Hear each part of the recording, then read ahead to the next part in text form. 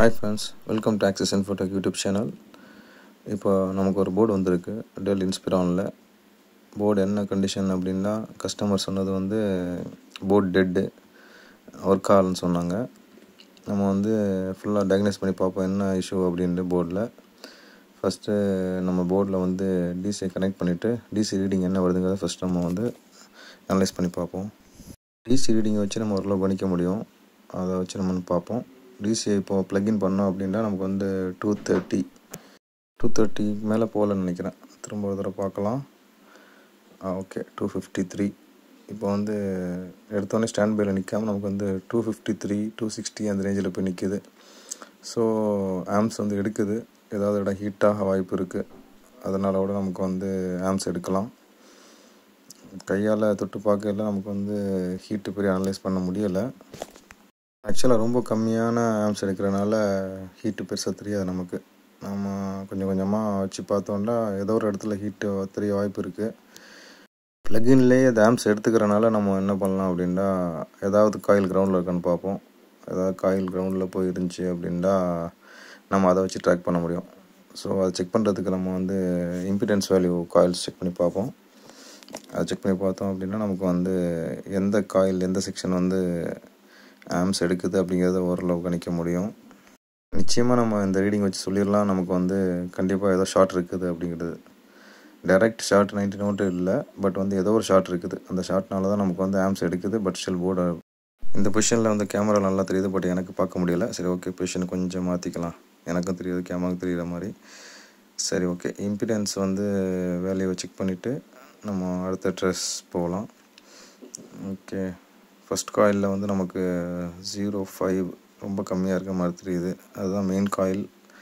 அது வந்து என்விடிஎஸ் டெக்னாலஜினால நமக்கு வந்து 13 வோல்ட் வர லைன் அது. மற்ற காயில்லாம் வந்து கோர் காயிலோட இது okay, impedance okay. RAM coil கொஞ்சம் கம்மியாக இருக்குது. ரேமை ரிமூவ் பண்ணிவிட்டு வேணால் பார்க்கலாம். நம்ம ரேமை ரிமூவ் பண்ணால் அந்த இம்பிடன்ஸ் கூடிரும் எனக்கு தெரிஞ்சு. ஓகே, ரேமை ரிமூவ் பண்ணிட்டோன்னா அப்படின்னா இம்பிடன்ஸ் கூடிடுச்சு. ஓகே, அந்த coil is not issue. Okay, வேறு எந்த காயில்லையும் எனக்கு தெரிஞ்சு இம்பிடன்ஸ் லோவாக இல்லை. ஆனால் மெயின் காயில் நமக்கு வந்து 13 வோல்ட் வர வேண்டிய லைன் வந்து ரொம்ப கம்மியாக இருக்குது. அதை வந்து நம்ம அந்த ஏரியாவில் வந்து ஏதோ சம்திங் பிரச்சனை இருக்குது. அதனால தான் வந்து அந்த இடம் கம்மியாக இருக்குது. இன்னொரு தடவை பார்ப்போம். அதை கரெக்டாக தான் பார்த்துருக்கோமாண்டு. கோர் ஏரியா ஓகே தான் எனக்கு தெரிஞ்சு. அந்த கோர் ஏரியா வந்து இம்பிடன்ஸ் லோவாக தான் இருக்கும். பட் அது ஷார்ட் கிடையாது ப்ராசஸர் ஆன் போர்டில். அதனால் வந்து அது ஷார்ட் கிடையாது. இந்த ஏரியா தான் எனக்கு ரொம்ப டவுட்ஃபுல்லாக இருக்குது. ஏன்னா இதோட இம்பிடன்ஸ் வேல்யூ வந்து வெறும் 0.005 இருக்குது. கண்டிப்பாக இதில் ஷார்ட்டேஜ் இருக்குது. ஏதோ ஷார்ட் இருக்கனால தான் அந்த இடத்துல வந்து ரொம்ப லோவாக இருக்குது. அந்த காயிலில் சுற்றி இப்போ ட்ரேஸ் பண்ணி பார்க்கணும். இப்போது எதுவும் நமக்கு ஷார்ட்டாக இங்கே காம்பனண்ட் எதுவும் இருக்கா ஷார்ட்டாக அப்படின்னு பார்க்கணும். நம்ம வந்து ப்ளக்இன் பண்ணிவிட்டு அந்த காயில் ஹீட் ஆகுதான்னு ஃபஸ்ட்டு பார்ப்போம்.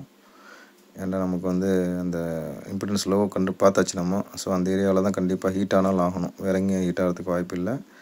அதை நம்ம ஃபஸ்ட்டு ப்ளக்இன் பண்ணிட்டோம்ல, அதே 270 எடுத்துருக்கு.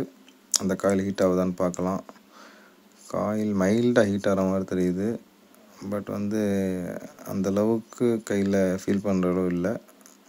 இந்த ஹீட்டை வச்சு நம்ம கரெக்டாக கணிக்க முடியாது. ஓகே, ஷார்ட் எங்கே இருக்குது அப்படிங்கிறத. நமக்கு இன்னொரு ஆப்ஷன் இருக்குது, தெர்மல் கேமரா வச்சு பார்க்கலாம். பட் தெர்மல் கேமரா இல்லாமல் எப்படி பார்க்குறதுங்கிறது இப்போ பார்ப்போம். மேலே நம்ம ஆல்கஹால் அப்ளை பண்ணோம் அப்படின்னா அந்த ஹீட் அது கொஞ்சம் காட்டி கொடுக்கும். இந்த காயில் மேலே அப்ளை பண்ணுற பாருங்கள், அந்தளவுக்கு ஃபாஸ்ட்டாக எவாப்ரேட் ஆகலை. கொஞ்சம் ஸ்லோவாக ஹீட் இருக்கனால கொஞ்சம் ஸ்லோவாக எவாப்ரேட் ஆகுது. அது ஓவர் ஹீட் கிடையாது. சரி, பக்கத்தில் காம்பனண்ட்டில் வச்சு பார்ப்போம். கொஞ்சம் ஆல்கஹாலை வந்து நம்ம வந்து அப்ளை பண்ணலாம். அது இன்னும் ஷார்ட் ஆகாது. இந்த கெப்பாசிட்டரில் போவோம். அந்த கெப்பாசிட்டர் உடனே எவாப்ரேட் ஆகுது. இங்கே ஒரு கெப்பாசிட்டர் உங்களுக்கு ஜூமிங்கில் தெரியுதான்னு தெரியலை. அந்த கெப்பாசிட்டர் ஒன்று இருக்குது, அதான் ஷார்ட்டுன்னு நினைக்கிறேன். அந்த கெப்பாசிட்டர் வந்து மெயின் ஃபில்டர் லைனாக இருக்கும். அந்த 13 வோல்ட் என்விடிசி ஜென்ரேட் ஆகுதுல, அந்த காயிலுக்கு வந்து ஃபில்டர் லைன் நினைக்கிறேன். அந்த கெப்பாசிட்டர் ஓவர் ஹீட் ஆகுது. இப்போ எனக்கு ஃபீல் பண்ண முடியுது. ஏன்னா கரெக்ட் ஸ்பாட்டில் நம்ம கை வைக்கிறதுனால அவங்களுக்கு வந்து ஹீட்டை ஃபீல் பண்ண முடியுது. ஆனால் கெப்பாசிட்டர் ஃபிசிக்கலாக பார்த்தோம் அப்படின்னா ஒரு பெரிய டேமேஜ் இருக்க மாதிரி தெரியலை. ஆனால் பயங்கரமாக ஹீட் ஆகுது. அதனால தான் நினைக்கிறேன் அந்த காயில் வந்து ஷார்ட்டில் இருந்து காட்டியிருக்குன்னு நினைக்கிறேன். அந்த கெப்பாசிட்டர் நம்ம இப்போ ரிமூவ் பண்ணிடலாம். ரிமூவ் பண்ணிவிட்டு ஷார்ட் ரிலீஸ் ஆச்சாங்கிற செக் பண்ணிடலாம். இன்கேஸ் ரிலீஸ் ஆனிச்சுன்னா நம்ம அதுக்கு வேறு கெப்பாசிட்டி ரிப்ளேஸ் பண்ணிக்கலாம். எனக்கு தெரிஞ்சு அந்த இடம் வந்து ரொம்ப ஹையாக பேர்ன் ஆனிச்சு. ஸோ ஆல்கஹாலும் உடனே எவாப்ரேட் ஆகிடுச்சு. கண்டிப்பாக அந்த கெப்பாசிட்டர் தான் காரணமாக இருக்கும். இந்த கெப்பாசிட்டர் எடுத்துட்டோம் அப்படின்னா ஷார்ட் ரிலீஸ் ஆகிரும். நம்ம வந்து ஃப்ளெக்ஸ் அப்ளை பண்ணிவிட்டு ஃபஸ்ட்டு அந்த ப்ளோயர் வச்சு கெப்பாசிட்டி எடுத்துருவோம். நான் யூஸ் பண்ணுற ஃப்ளெக்ஸ் இதுதான், மெக்கானிக். நல்லாயிருக்கும் ஃப்ளெக்ஸ், ரொம்ப ஸ்மோக் கம்மியாக வரும். ரொம்ப நல்ல ஃப்ளெக்ஸ், நல்லா ஒர்க் ஆகும். நம்ம வந்து இப்போ அந்த சின்ன கெப்பாசிட்டர் எடுத்துருவோம். ஃபஸ்ட்டு அதோட பெரிய பெரிய போர்டை வந்து ரெட் ஆக்குறது எவ்வளோ சின்ன சின்ன காம்பனண்ட்ஸ் பார்த்துக்கிடுங்க. ஃபில்டருக்கு போட்டிருக்கனால கண்டிப்பாக கிரவுண்டை டைரெக்டாக எடுத்து கொடுக்கும். இப்போ ஸ்க்ராப்பில் நம்ம வந்து எடுத்துருவோம். இதை நிறைய ஸ்க்ராப் போட்டிருக்கு நம்மள்ட்ட. கெப்பாசிட்டருங்கிறது ஈஸியாக கிடைக்கும் நமக்கு. ஐசி அப்படிங்கிறதாவது மேட்ச் பண்ண ரொம்ப கஷ்டம். நம்ம ஸ்க்ராப் போர்ட்லேருந்து ஒரு கெப்பாசிட்டர் எடுத்து அதை நம்ம ரீப்ளேஸ் பண்ணிடுவோம். அந்த இருக்கிற கெப்பாசிட்டரை, நம்ம எடுத்த கெப்பாசிட்டரை சர்வீஸ் பண்ணணும் அப்படின்னா நமக்கு வந்து ஸ்க்ராப் போர்ட்ஸ் வந்து ரொம்ப ரொம்ப மேண்டேட்ரி. ஸ்க்ராப் போர்ட்ஸ் இல்லாமல் நம்மளால் வந்து சர்வீஸ் கண்டிப்பாக பண்ண முடியாது. நம்ம காம்பனண்ட்ஸ் தான் கிடைக்கிது, வாங்கிக்கலாம்னு நினைக்கலாம். எத்தனையோ காம்பனண்ட்ஸ் வந்து ஸ்க்ராப் போர்டில் கிடைக்காம மார்க்கெட்டில் எங்கேயுமே வாங்க முடியாமல் நிறைய ரிட்டர்ன் கொடுத்துருக்கோம் நாங்களே. அது வந்து எல்லா காம்பனண்ட்டும் கிடைக்கும் அப்படின்னு சொல்ல முடியாது. 2 கெப்பாசிட்டர் இருக்கா? இப்போ தான் எடுத்து வச்சேன், எனக்கே கன்ஃபியூஸ் ஆகிடுச்சு. சரி, ஓகே, இதுதான் புதுசு. அது வந்து ஷார்ட் கெப்பாசிட்டர். நம்ம எடுத்து வச்சுருக்க கெப்பாசிட்டர் தான் நம்ம ரீப்ளேஸ் பண்ணிடலாம். அதுக்கு முன்னாடி நம்ம கெப்பாசிட்டர் எடுத்ததுக்கப்புறம் ஷார்ட் ரிலீஸ் ஆச்சுன்னு ஒரு தடவை பார்த்துக்கலாம். நம்ம டேரெக்டாக ப்ளக்இன் பண்ணியே பார்த்துருவோம். ஸ்டாண்ட் பை பார்த்தீங்களா, 008 ஸ்டாண்ட் பை கரெக்டாக நிற்கிது. இப்போது அந்த 200 எடுத்துருந்துச்சுன்னா அந்த இது இப்போ வேல்யூ எடுக்கலை. ஸோ ஸ்டாண்ட் பை எடுத்துட்டனால நமக்கு வந்து அந்த இருந்த ஷார்ட் கிளியர் ஆயிடுச்சு. நம்ம அந்த கெப்பாசிட்டர் ரீப்ளேஸ் பண்ணிட்டோம் அப்படின்னா நமக்கு வந்து ஒர்க் டன். கெப்பாசிட்டர் ரீப்ளேஸ் பண்ணாமல் இருந்தாலும் போர்டு ஆன் ஆகும். பட் இது ஃபில்டர் கெப்பாசிட்டர் ஒரு காம்பனண்ட் வந்து தேவையில்லாமல் வைக்கிறது மாட்டாங்க எந்த கம்பெனியுமே போர்டில். அதனால் நம்ம வந்து என்ன காம்பனண்ட்டாக இருந்தாலும் அதை ரீப்ளேஸ் பண்ணிடுறது தான் பெஸ்ட். அதை ரீப்ளேஸ் பண்ணிட்டோம் அப்படின்னா நமக்கு வந்து அதோடய வேலையை அதை பார்க்கும். கண்டிப்பாக அதை எடுத்தோன்னா அதோட இம்பேக்ட் இருக்கும். அதனால் காம்பனண்ட் வந்து நிறைய பேர் நான் போர்டு பார்த்துருக்கேன், காம்பனண்ட் எடுத்துகிட்டு திருப்பி அவங்க அதை பெருசாக முக்கியத்துவம் கொடுக்காமல் இருக்காங்க. கெப்பாசிட்டர் ஷார்ட்னு எல்லா கெப்பாசிட்டியும் தூக்கி விட்டுலாம் போர்டு வரும். 10 கெப்பாசிட்டர்லாம் தூக்கி விட்ருப்பாங்க எந்த இடத்துல ஷார்ட்டுன்னு தெரியாமல். அந்த மாதிரிலாம் நம்ம பண்ணக்கூடாது. அது வந்து நமக்கு வந்து நிச்சயமாக வேறு ஏதாவது சைடு எஃபெக்ட் கொடுக்கும். ஸோ நான் வந்து எப்போதுமே எந்த காம்பனண்ட் எடுத்தாலும் அந்த காம்பனண்ட்டை கரெக்டாக திருப்பி வச்சுருவேன். ரிட்டர்ன் கொடுக்குற மெட்டீரியல் கூட கண்டிப்பாக வச்சுருவேன். ஏன்னா நம்ம கொடுக்குற போர்டு வந்து வேறு ஒருத்தங்கள்ட்டையும் போகும். கண்டிப்பாக நம்ம வந்து ரிட்டர்ன் அப்படின்னு கொடுத்தோம் அப்படின்னா அதை உடனே தூக்கி போட்டுற மாட்டாங்க. நிச்சயமாக எங்கேயாவது போகும், வேறு எங்கேயாவது. அவங்க பார்த்துட்டு காம்பனண்ட் எடுத்துட்டாங்க சொன்னால் நல்லா இருக்காது. அது இதான் நம்ம யூஸ் பண்ணுற இது கூலிங்க்கு. நிறைய பேர் டஸ்ட்டுக்கு யூஸ் பண்ணுவாங்க, பட் வந்து நல்லாவே கூலிங் கொடுக்கும். ஹை ப்ரெஷரில் கொடுத்தோன்னா இமீடியட்டாக நம்ம கொஞ்சம் சப்ரெஸ் பண்ணி கொடுக்கும் டெம்பரேச்சரை. அதுக்கப்புறமா வந்து கொஞ்சம் வெயிட் பண்ணலாம். இல்லாட்டி நம்ம ரொம்ப நேரம் வெயிட் பண்ணுற மாதிரி இருக்கும். ஓரளவு கூல் ஆகிடுச்சின்னு நினைக்கிறேன். ஓகே, அவ்வளோ ஹீட் இல்லை, கொஞ்சம் குறைஞ்சிருக்கு ஹீட்டு. இருந்தாலும் நம்ம டேரெக்டாக ஆன் பண்ண முடியாது. இப்போ கொஞ்சம் வெயிட் பண்ணுற மாதிரி தான் இருக்கும். ஆனால் கொஞ்சம் நேரம் வெயிட் பண்ணால் போதும். இப்போ வந்து நம்ம ஃப்ளெக்ஸ் அப்ளை பண்ண ஃபுல்லாக க்ளீன் பண்ணிடுவோம் கொஞ்சம். ஏன்னா நம்ம வந்து இஷ்யூ சால்வ் பண்ணியாச்சு. ஸோ நம்ம வந்து இனிமேல் ஃப்ளெக்ஸ்லாம் தேவையில்லை. இங்கே அந்த ஃப்ளெக்ஸ் இருந்துச்சுன்னா அதுவும் நல்லா இருக்காது, கொஞ்சம் எல்லோயிஷாக போய் இருக்கும் போர்டில். அதை உடனே க்ளீன் பண்ணிட்டோம் அப்படின்னா போர்டு நீட்டாகிடும். நம்ம மாற்றினா கூட பெருசாக தெரியாது. அதனால் எப்போதுமே வந்து போர்டை க்ளீன் பண்ணால் ஃபிக்ஸ் பண்ணக்கூடாது. நம்மளுடைய ஹீட்டிங்கில் உள்ள அந்த ஹீட்டிங் பேஸ்ட் வந்து ட்ரை ஆகி கிடக்கிற மாதிரி தெரியுது. அதுவுமே வந்து நம்ம வந்து போர்டில் இருக்கக்கூடாது. அது வந்து ஒரு சில நேரத்தில் ஷார்ட் பண்ணுறதுக்கு வாய்ப்பு இருக்குது. இப்போலாம் நிறைய மெட்டல் பேஸ்ட்டே வருது. அதெல்லாம் வந்து கம்பல்சரி போர்டில் எங்கேயுமே போட்டுறக்கூடாது. மெட்டல் பேஸ்ட்னால் கண்டக்டிவிட்டி வந்துடும். கண்டக்டிவிட்டி வந்துச்சுன்னா அப்படின்னா கண்டிப்பாக போர்டை ஃபுல்லாக ஷார்ட் பண்ணி விட்டுரும். அது இப்போ வர கேமிங் லேப்டாப் ஃபுல்லாக அந்த மாதிரி தான் வருது. அதனால் மெட்டல் பேஸ்ட்டோ இல்லை எனி ஹீட்ஸிங் பேஸ்ட் வந்து நம்ம க்ளீன் பண்ண சொல்லிட்டு தள்ளி விட்டோம் அப்படின்னா அது வந்து போர்டை ஷார்ட் பண்ணிடும். ஓரளவு க்ளீன் ஆச்சுன்னு நினைக்கிறேன். போர்டு கூல் ஆயிடுச்சு. நம்ம இனஃப் டைம் கொடுத்தாச்சு போர்டுக்கு.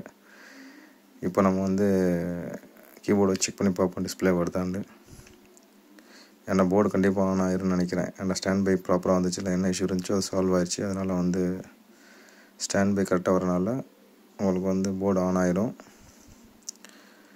ரேமை ஃபிக்ஸ் பண்ணிவிட்டு நம்ம ஈஸியாக ப்ளக்இன் பண்ணி நம்ம வந்து ரீடிங் என்ன வருதுன்னு பார்ப்போம். போர்டு ஆன் பண்ணி பார்த்துடலாம். அதோட ஏன்னா நம்மளுடைய ஒர்க் முடிஞ்சிச்சு, போர்டில் பார்க்கணுடைய வேலை முடிஞ்சிச்சு. சின்ன இஷ்யூ, நான் அவ்வளோ ஷார்ட்டாக இருக்குன்னு எதிர்பார்க்கல. ரீடிங் வந்து 0.008. So standby is perfect. இப்போ நம்ம போர்டில் பவர் பட்டன் ஆன் போர்டு தான் இருந்துச்சு. இதில் அந்த பேக் சைட் இருக்குது. ஆன் பண்ணோம். ஓகே 600. ஸோ போர்டு வந்து ஆம்ஸ் ப்ராப்பராக எடுக்க ஆரம்பிச்சிச்சு. ஃப்ளக்சுவேஷன் கரெக்டாக இருக்குது. இப்போ கீபோர்டு ஃபிக்ஸ் பண்ணி நம்ம டிஸ்பிளே வருதாங்கிறத பார்ப்போம். கீபோர்டு ஃபிக்ஸ் பண்ணி டிஸ்பிளே கேப்ஸ் லாக் வந்துருச்சு அப்படின்னா நமக்கு வந்து போர்டு வந்து ரெடி ஆயிடுச்சு. நம்ம வந்து கிட்டில் ஃபிக்ஸ் பண்ணிடலாம். போர்ட் சர்வீஸ் வந்து ஒரு சில நேரத்தில் இவ்வளோ ஈஸியாகவும் வரும். எப்போதுமே கஷ்டமாக காம்ப்ளிகேட்டடாக வருங்க அப்படிங்கிறது கிடையாது. போர்டு ஆன் ஆகுது, டிஸ்பிளே வந்துருச்சு. பார்த்தீங்களா, display LED caps lock blink ஆகுதா, நம்ம லாக் கேப்ஸ் லாக். ஓகே, இப்போ நம்ம போர்டை வந்து கிட்டில் ஃபிக்ஸ் பண்ணிட்டு பார்ப்போம். டிஸ்பிளே லைவ் டிஸ்பிளே ஒரு தடவை பார்த்துடலாம். நிமிஷம் வெயிட் பண்ணுங்கள், நான் எல்லாத்தையும் ரிமூவ் பண்ணிக்கிறேன். ரிமூவ் பண்ணிவிட்டு கிட்டு கொண்டு வந்துக்கலாம்.